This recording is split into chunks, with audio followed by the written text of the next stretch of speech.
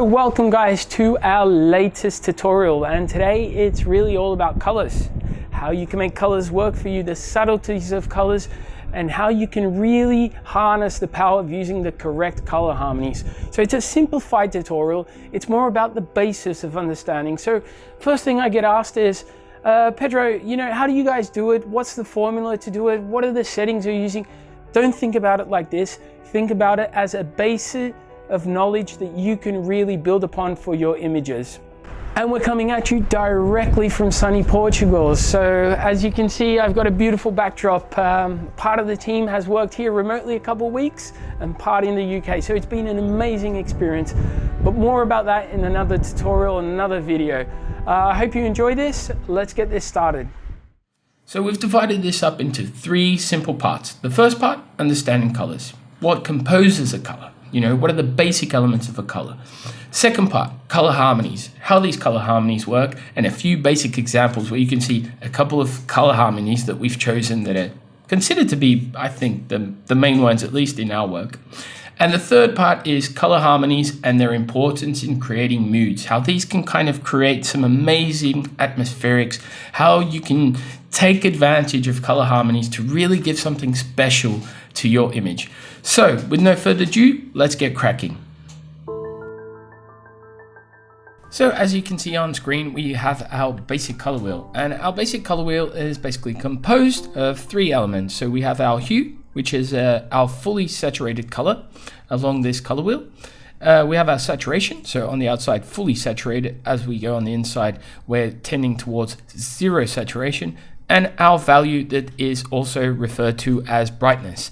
So a really interesting thing in Photoshop, if you double click here, is you actually get your color picker, and if I sample, let's say I sample here, you get an exact demonstration of what we have here. And now the great thing about this is it actually tells you the values. So as you can see, your hue all along this is the same hue, so should be the same, 180. And you have your saturation levels. So as you go inside the color wheel, you tend towards pure white, and at the bottom you tend towards pure black. So it's a really interesting thing to see that this is actually a full cutout. So imagine infinite planes that are cutting along this color wheel, and that's what you get. Now there's another really interesting element to colors, which is the value and the brightness of them. And now I've linked a couple of videos that actually showed where I got this, and I found this to be really interesting. So certain colors have certain values and brightness to them. So you'll see that our yellows and oranges do appear to be in the brighter, especially the yellows are in the brighter spectrum, as well as the greens. Now our blues cover a wider spectrum of values, so that's why when we get to these blues, they do appear quite dark to us, but you can never have a yellow that really goes that dark. It just starts becoming an orange almost. So this is another really important thing when you're saturating elements, and you want to saturate someone's shirt to a yellow. You see that the yellow only really covers this spectrum. So on to our color harmonies. So color harmonies can be understood as a pleasing arrangement of colors to the eye. Now this has not been done just recently. This is many hundreds of years old, and artists much before us have understood how these colors come together and how they can make for a pleasing arrangement and striking composition. So as you can see, this Caravaggio and this Rembrandt. So the first of our color harmonies is going to be the complementary colors. So complementary, what is it? So these are basically colors that are just on opposite ends of the spectrum. So I bring up my Adobe Color Theme by just going to Extensions and Adobe Color Themes, and I'll hit here complementary. So this just says that basically colors that are opposite ends of the spectrum complement each other. Now on this one in particular, if we let's ignore a little bit of what's going on the outside, and let's just focus on the inside, you can see that we have basically our blues, our quite heavy blues, and our oranges, which are quite saturated and almost towards the outside. Now there is some space for a little bit of deviation here, so it doesn't have to be like 100%. There is a little bit of deviation, and you can go into other color schemes if you include this red, but you can see it's heavily saturated, and they really are pleasing to the eye, especially if you include these reds and you deviate a little bit, and you're almost going to split complementary, which we'll talk about in a bit. But I mean, another example, Bertrand Benoit, and now this one is a 3D image that it's quite famous, and I remember from back in the day. Now you've got these nice saturated blues that are on the left, complementing this very warm interior, really making for a beautiful, striking image. Again, Fernand Guerre, something that's, he's a famous photographer, and this is something that's a little more subdued. So you've got your blues, and you've got your nice desaturated warms here, so you're probably looking at something a little bit more like this, a little more towards the inside, but still nonetheless very pleasing. I mean, again, another very saturated example from Fernand Guerre, which has these blues on the outside and these very nice warms on the inside. But this can also be applied to other things. So for our sketch, you can see the blues, and I'll just bring that up, and the greens, and you can see actually if I load that up from sampling, you can see almost all the colors being used here. And again, we do this most of the times, I guess unconsciously, because we tend to understand what looks good and doesn't look good with experience. But nonetheless, it's good to put a bit of science behind this. Now, another image from Alex Hallgraf, which I truly like. Again, a little more subdued, but we have these reds and these blues. They almost deviate a little bit, but still nonetheless, it looks really nice. It looks really beautiful. We've got all these tones within the blue range, greeny range, and we've got this red that really works nicely. So a thorough understanding of color. Next on our list are the split complementaries. Now, split complementaries are basically very easy. So you have your key color, which is basically the color that leads, and you have two colors in front, so very similar to complementary, but that are just slightly further apart. Now, I wanted to show you a really good website whilst I'm on here, and this website is Adobe Colours. So Adobe Colour or Adobe Color, depends how you pronounce it, is a really good way of basically loading up your complementaries, your monochromatics, your various color rules and color harmonies. So you can see how they're actually made up. Now, I've taken this image from Thomas Dubois, a really amazing artist, and I've loaded that up into Adobe Colour, and it already somehow tells me a little on what's going on. So we've got that major tone, that's the blue, and then you've got the others, the almost purple, and you've got the oranges and the warm hues. Now these can be a little bit distant, but it tells me what's happening in the image when I create it from the image. So as you can see, again, you've got these warm hues that are more like this, and then you've got this blue and this green tone that are really happening in here. Now this is a really nice subdued image, and it's so simple. I mean, it's quite monochromatic, and you've got these really nice touches of color. So we don't always have to really saturate. You can get these really nice tones. Next, you can see here as well, you can make this work for you. This is one of our images. You can make this work for you in various elements. So you can make it work through your people, through spots of color. So we've got this blue.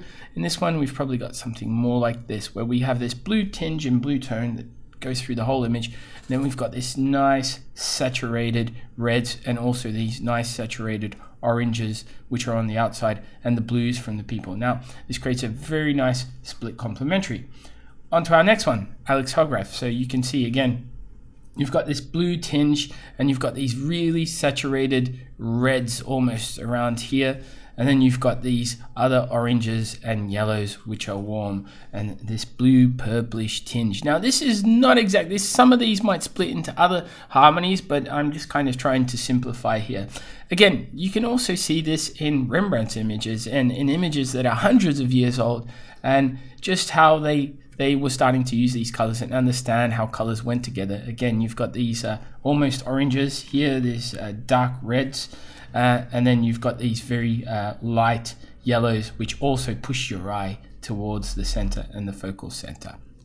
And last but not least, our analogous color harmony. So analogous color harmony basically says that these are all colors that are on a similar spectrum. So I've just loaded up this painting from Albert Bierstadt from the Hudson River School, and as you can see, all the tones are quite similar. So all around these. Now these can go a little bit further out or a little bit further in. Also, again, lovely to mention that this can be used in various types of applications. I can see this one, one of Alex Hogreff's piece, which is a reference for many other artists, as well as one of our own, which is a night shot, and you can see all those orange tones that are quite close to each other and really do show what's going on.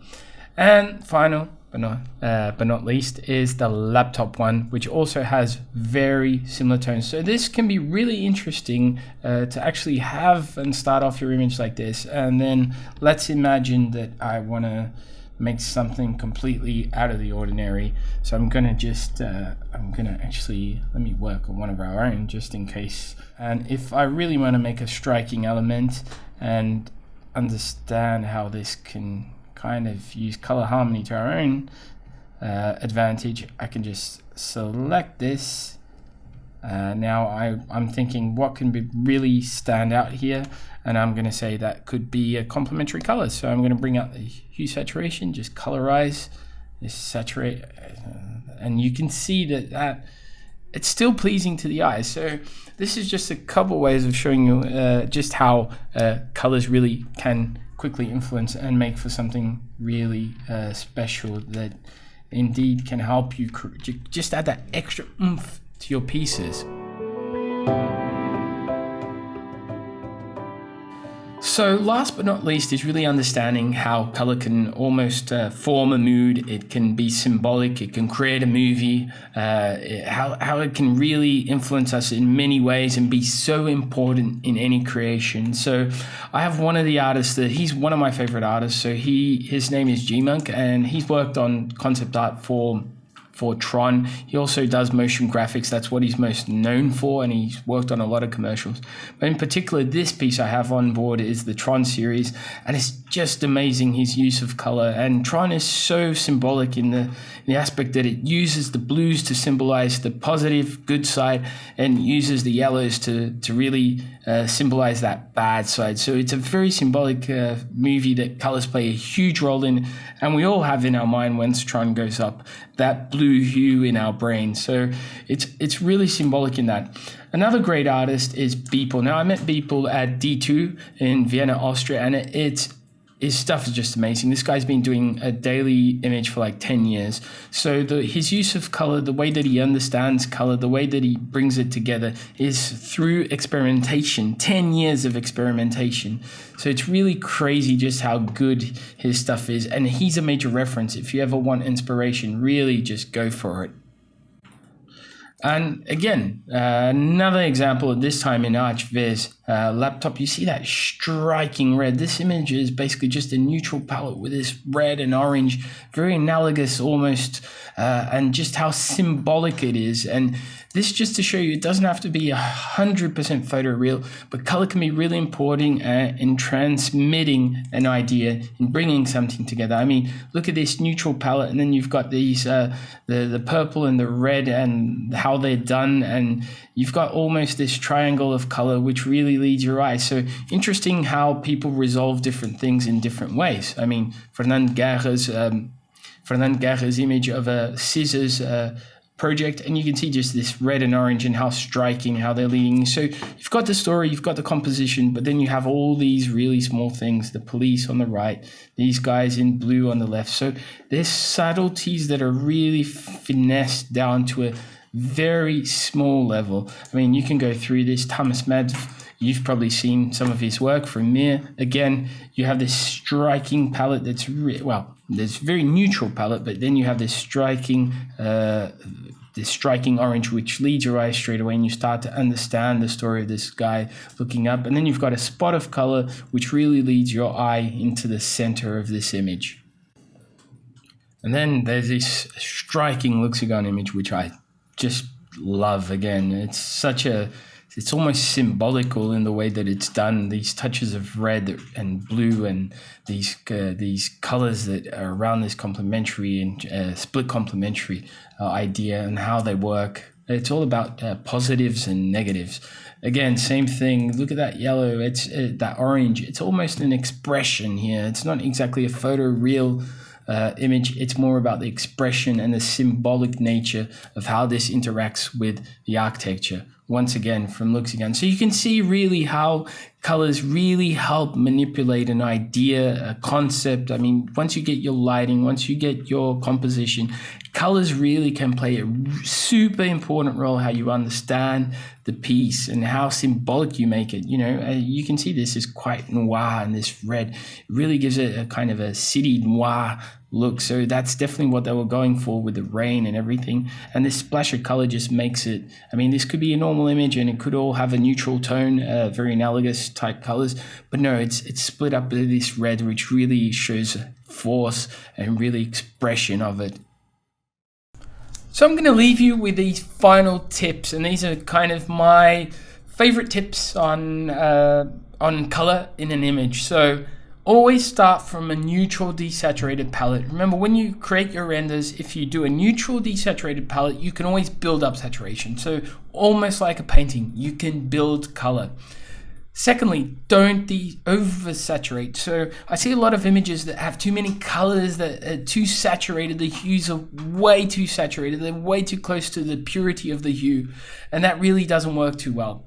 Thirdly, choose a key color. So sometimes it's simpler to just start with a key color. So as you saw that laptop image with that red or the analogous colors, it's always easier to start with a key color. And fourth of all, choose a color harmony that complements your mood and output. So if you got this very bluish, nightish type of view, and it works really well in showing the interior spaces, you can have that exterior with the blue, and you can have the interior with the nice warmth. So really make the color work for you. So thank you very much everyone for listening to this tutorial. Do not forget to subscribe to our channel. I'll try and put out as much of these as we can, really. It's a team effort, and we're trying to find the time to do them. This year I'm going to be attending the Trojan Horse Unicorn, and I will be speaking at 3D Symposium in Barcelona. So if you guys are around, just give me a shout out. I'd also like to give a big shout out to everyone I met at D2 conference in Austria, Fabio and Jason. That was an amazing conference, and if you guys can go, please give it a go next year. I've left a few links down below, so you know, I've talked a lot about the videos that I've looked at, etc. So I've linked all those below, and yeah, just don't forget, do it in post and keep subscribed. See you all on the next one.